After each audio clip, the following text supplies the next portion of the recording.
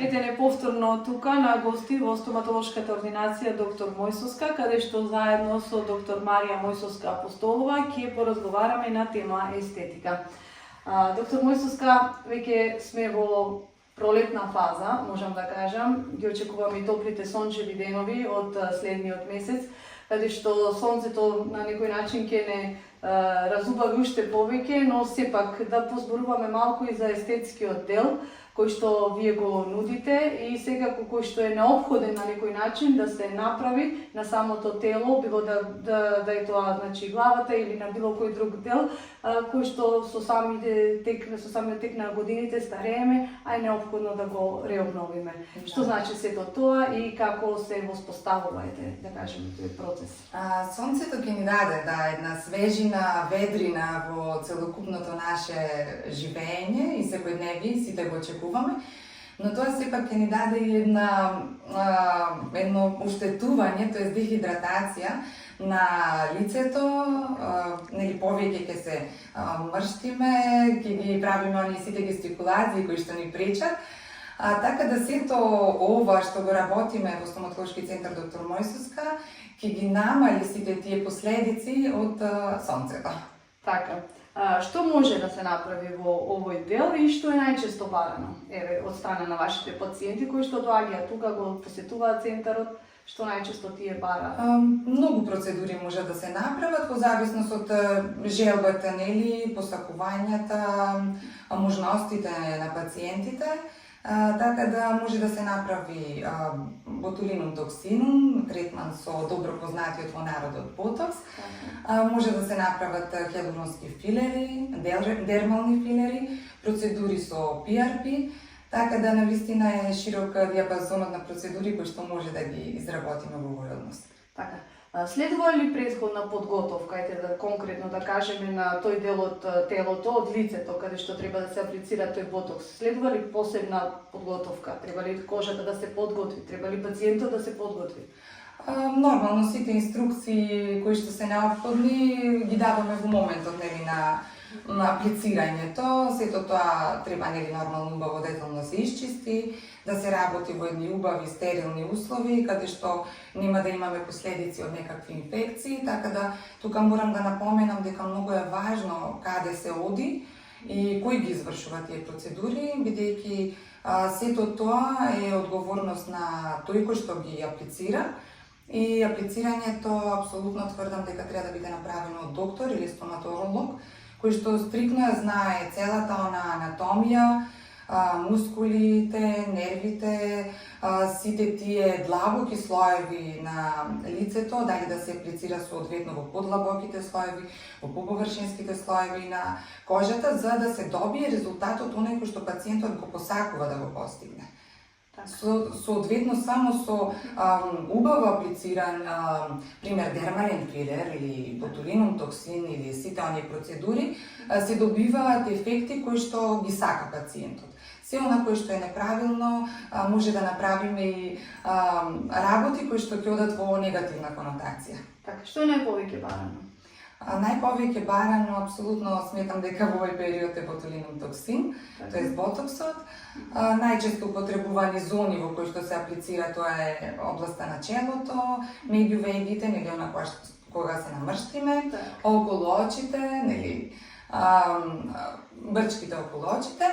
Соодветно, морам да напоменам, тоа е еден дел каде што ботулинум токсин се користи во естетиката, меѓутоа ботулинум токсин се користи и во медицината, за медицински цели, каде што навистина може да помогнеме пациентот да добие придобивки во однос на работи кои што, ајде да кажам, се веќе медицински.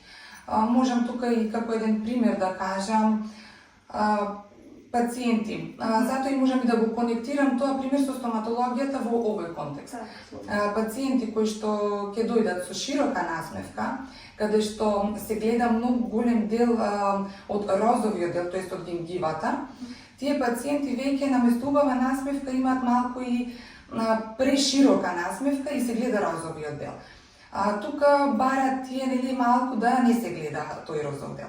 Гамли смајлот може да се третира и хируршки, каде што ние го третираме како орален хирург, но може да се третира и нехируршки со ботулинум токсином, со поставување на ботокс во оној дел на мускулот каде што прекумерно ја крива горната усна. Со делување во тој дел, горната уста се намалува тоа движење и веќе кога пациентот после 10 на 14 дена поделува ботулинум токсин, пациентот ја покажува само оној дел од насмевката кој што навистина не е неопходен, а тоа е белиот дел, тоест забите.